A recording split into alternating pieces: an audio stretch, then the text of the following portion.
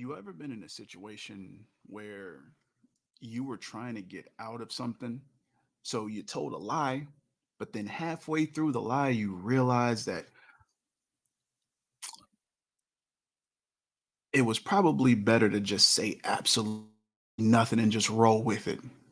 Yeah, that's the situation we're in now, which is one of the reasons why that thumbnail, which is essentially the thumbnail for the video, is there. I'm not having any other graphics, but regardless, we strap in for a very, very brief video because we got something to talk about. So let's get into it. So without further ado, let's roll that mother effing intro. Free fall as I dive through the kaleidoscope in my mind. No rope up to climb. Gotta remind myself that I'm fine. Mama, I don't really wanna. Yeah. Um it's funny how things tend to progress within the confines of WWE, and the way that the rumor mill turns and the way that gossip spreads, and just the bullshit that gets fed to all the fans and loyalists that tend to watch WWE. And the problem that we're in right now is one that tends to rear its head over and over and over and over and over again.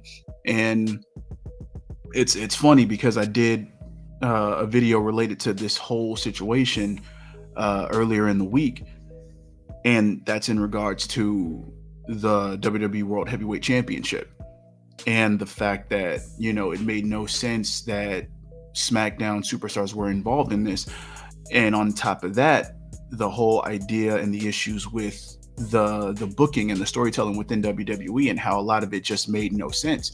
And one of the main issues is that WWE tends to have this battle within themselves where they, well, more so Vince, where Vince wants to do what he wants to do, so they don't try to pander to the fans. But then you have a situation where they cry and they whine about ratings. And that tends to be a lot of the excuses as to why they choose certain booking situations. Now, the issue that I tend to have is you have a company where one of two things are happening. It's either Vince, which is this is probably more than likely the actual reason as to why things are happening, where Vince is the one that has the final say. So whatever goes to the pipeline goes directly to him, and then he has the final say on what goes out on TV and what gets told and what doesn't. Or you have a bunch of these highly, very well paid writers who are just writing bullshit stories and are getting paid to deliver just trash TV. Regardless of whichever one of those are, you're still wasting money because you have these people employed, and then you have Vince being the final say, where these guys, if they are good writers, are putting their hard-earned efforts and talent into a situation where they're giving you everything they have that they're being paid to do, and you're just basically saying, you know what, it doesn't matter, I'm just going to do this. Then it's like, what's the point of paying them? Or you have a situation where they're just complete trash at what they do, and you're paying them anyway, and it's like you're just still wasting fucking money. So one of two things has to be done. It's either you get rid of Vince if you have quality writers and let them do what they're paid to do, or you fire them and get better people to write. Simple as that. It's a simple fix. It's just, the problem is one of them is very ingrained with just not fucking leaving. But the other problem that we tend to have here is a situation which it baffles me with how many creative people we have within WWE and the bullshit that gets fed as to the reasons why certain things are done. You can't come up with something better as far as excuses, which is why I titled this shit Excuses, Excuses, Excuses. Because you have all of these fans coming out and telling you exactly what it is that they like. And You decide, specifically speaking about Vince, you decide to do what you want to do. So you have people that watch your show say, hey, we want to see this. We don't want to see this over here. We'd rather see this. Why don't you do this? People that would increase your ratings because you're giving them what they want to see. But you say, nah, this is going to work. Which brings us to the situation with WWE stating that the reason that they're booking the tournament the way they booked it by introducing the SmackDown superstars for a Raw-centric title, you book the shows the way you do because of the NBA playoffs. A lot of plot holes within that. You see, the thing is, yes, a lot of people will say, yeah, they had this already planned. Cool. That's also to the detriment of this situation, because that excuse where you then say, yeah, they already had this shit planned. All right. So if they had this planned already, then they should have had this planned way fucking better, because then it just makes everything that happened before it make absolutely zero fucking sense. I say that because of this. So you have a title that was already made, which means that you already had a plan to make said title, make said tournament, make said champion down the line, which would more than likely be Seth Rollins. So this is supposed to be your long-term booking. Okay. So the tournament in itself did not seem thought out, because we have seen tournaments within the past, primarily a lot of King of the Ring, because tournaments in theory were meant to, yes, bring up somebody who they had highlighted as probably the future, or somebody that they want to put the rocket behind. But on top of that, it also elevated other people who probably weren't going to win the tournament, but it helped elevate, okay, you know what? We got these guys that we want to highlight within this tournament as well, to kind of gauge where we're going to go with these guys. So there would be stories that were built within that. So the problem with this is that this tournament did absolutely none of that. This tournament, basically, as it's been booked, is a means to an end. You didn't put the title on Cody at Mania, so you have this long stretched out story with Roman still being champion, which means that nobody else within the time frame can be a champion. So then you create this belt so that way you can have somebody be a champion while Roman does what he does moving forward until you figure out what the fuck you're going to do between Cody and Roman. Because clearly that's what's going to happen. But with all that going on, you never thought out, hey, what would be television that's going to be so fucking engaging, so fucking entertaining that we can actually get people to come and see things? That's where the term must-see TV came from. See, this is a part of the problem where WWE doesn't feel like they have competition, so they feel they can feed you whatever they want to feed you, and then you're just going to eat it, which tends to happen a lot because a lot of people still flock to this. Now, granted, there's a lot of people who will tend to say, hey, if you don't like it, don't watch. The problem is WWE is playing the big dick game, where they feel that for so long they've had people that tend to watch WWE, tend to watch it because we hope for the better. We hope that things are, because again, there's been a lot of ebbs and flows within WWE to the point to where there have been situations where there's been complete trash TV, and then when you come back and things are better, and it's like, okay, I'm glad I didn't just write this completely off, because we're hoping and praying that there's going to be some just light bulb moment for WWE where creative is just like, you know what? Fuck it. We're going to stop doing what Vince wants to do, and we're just going to write good TV. I'm blaming Vince because that's just my bias on the situation, because that seems to be the going constant within WWE. Think about it. When Triple H was heading NXT, when he was the sole person heading NXT, everything made sense. Whether you liked it or you didn't like it, everything made fucking sense. And he listened to the fans. He probably had things that he had in mind that he wanted to do, and he still did it.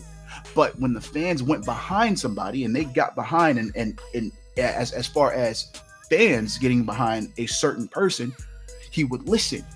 And the next thing you know, that person would be incorporated in whatever the fuck was going on.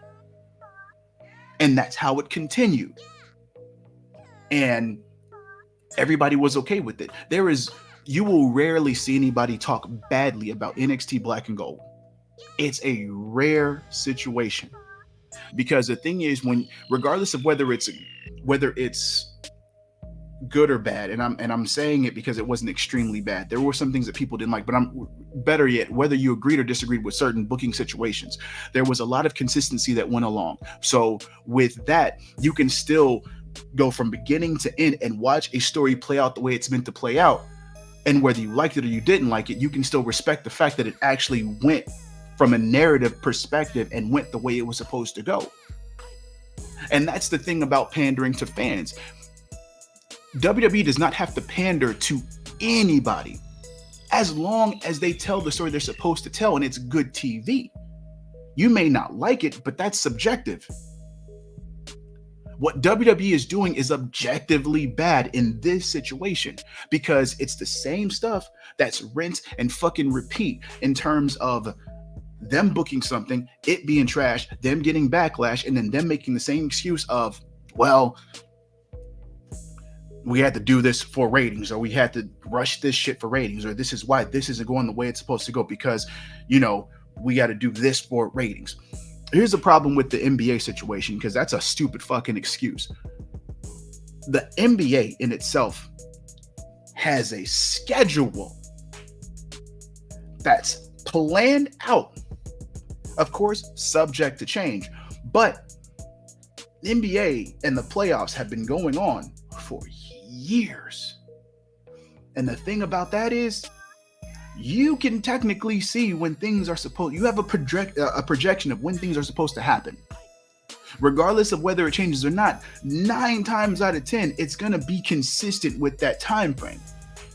So then you already have a game plan as far as what's going to happen here, which means you could easily book certain things without it being a fucking rush, which means you could lead up to a fucking tournament and tell the story the way it's meant to be told in a way that fits within the schedule that you have between your product and the NBA's product. This is a outdated fucking excuse of a scenario. And I say that because Tony Khan with AEW booked their shows around the NFL, because of course Tony Khan owns the Jaguars, but he didn't want to compete. He didn't want to compete with the NFL. So what did he do? He made sure that he put Dynamite on a Wednesday. Now, as far as Rampage, I think it's a fucking stupid excuse for sit here. I don't want to compete with, SmackDown, or I want to put my programming in good faith behind SmackDown. Fucking stupid. But at the same time, the understanding is behind there. The execution behind it, fucking stupid. But the idea behind it makes sense. I want to make sure I get eyes on the product. So I want to put it after a show that is relatively similar to what we're already doing. On top of that, they were there first. Again, stupid fucking decision to put it behind SmackDown to get the fatigue. But regardless of the fact, I'm just talking about the idea behind it, meaning that's the planning. They understand what's across and what's over the horizon. So they're booking accordingly. Go full Dizzle. When you tend to put ratings over good television and over good storytelling, it's always going to hurt your brand. Period. It's going to hurt the product, and it's contradictory to what you're trying to do, because you put in good storytelling to make sure that people come back to tend to watch, which increases the ratings. But the only time you care about ratings is when it's up against something else, which again makes no sense. But the thing is, if you have a good product, you're always going to get people to come. So why not follow the formula that has worked for fucking decades? Field of Dreams. If you build it, they will come. You build a good story, you tell a good story, you have consistent booking.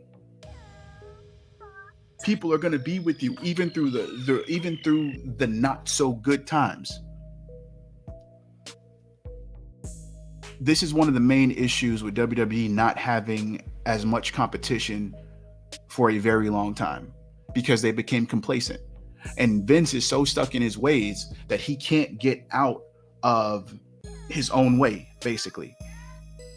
And I think a lot of it is due to jealousy. I think the fact that Triple H was running such a better product when it came to NXT during that time, and Triple H had his finger on the pulse of what the fans wanted, to the point to where everybody was praising NXT, Black and Gold, and distancing themselves away from bad creative of the main roster, which is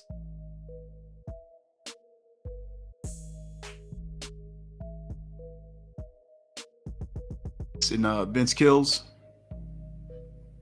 I forgot the saying, but basically Triple H succeeded where Vince failed, and situation that has continued to happen, even with the whole stuff with Vince leaving for a little bit, you know, with all the scandals and shit that was going on, and Triple H coming back, and there being like a bit of a refreshing moment in terms of the main roster stuff. So one of two things has to happen. Either Vince needs to go, or they need to get new creative. Well, sorry, Vince needs to go and they need to let creative do what they're supposed to do, or they need to get rid of the creative they have and hire new people and put Triple H in charge. Regardless if you love him or you hate him or you're behind him or not, the thing is, he at least understands what needs to happen, and we can build on that foundation alone, because that's really all you need. You just need somebody that understands where the direction the company needs to go, and then from there you can build on that and then put the good with the good and relinquish the bad. And that's all that needs to happen, because all we're trying to do is get somewhere that makes fucking sense, instead of going on the hamster wheel and doing the same shit over and over and over and over and over. So that's my 2 cents on the topic, but I said it was going to be relatively short. It wasn't as short as I wanted it to be, but it is what it is. So whether you loved it, hate it, don't forget to rate it, thumbs up, thumbs down, leave all your comments, concerns, questions down below. You want to follow, you want to hit everything, that's cool. But I just appreciate you taking the time to check this all out. So with that said, until you see this handsome face and hear these immaculate voices of the Tag crew and the Tag squad, I bid you all adieu. And until next time, you beautiful, beautiful mother effers, Tag the fucketh out. Dollars make a way to make a change. Gotta be insane to make them same mistakes again. So I'm switching lane to lane.